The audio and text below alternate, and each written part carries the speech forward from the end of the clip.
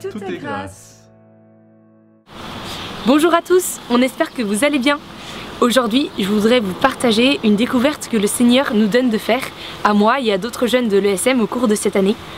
Tout laisser pour le suivre pendant 9 mois, c'est un peu comme l'expérience forte d'une année à l'écoute de l'Esprit Saint, à la fois dans les grands projets et dans les toutes petites choses du quotidien. Et en fait, on se rend compte que vraiment, quand on laisse le Seigneur nous guider, nous éclairer, il vient vraiment nous aider à poser toutes nos décisions.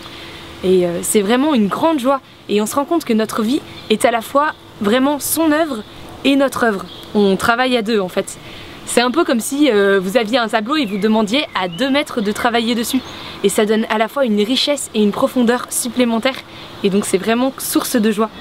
Dans le catéchisme de l'Église catholique, au numéro 306 et 307, il est écrit que nous sommes pleinement collaborateurs de Dieu. Dieu donne aux hommes d'être causes intelligentes et libres afin de compléter l'œuvre de la création. Il fait de nous des co-créateurs. Quand je laisse Dieu vraiment entrer dans ma vie, c'est-à-dire quand je commence ma journée avec Dieu et quand j'essaie de trouver des temps de prière pendant toute la journée, je sens que dans ma vie, il y a plein de petites merveilles qui apparaissent.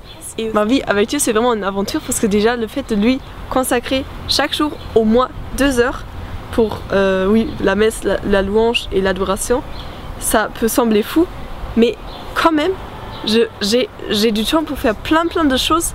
Et c'est vraiment incroyable parce que parfois je me dis mais attends, ce matin je vais faire quoi? Je vais que prier et c'est pas beaucoup. Mais après il y a plein de choses qui me sont données comme cadeau de Dieu et ça apporte beaucoup de joie.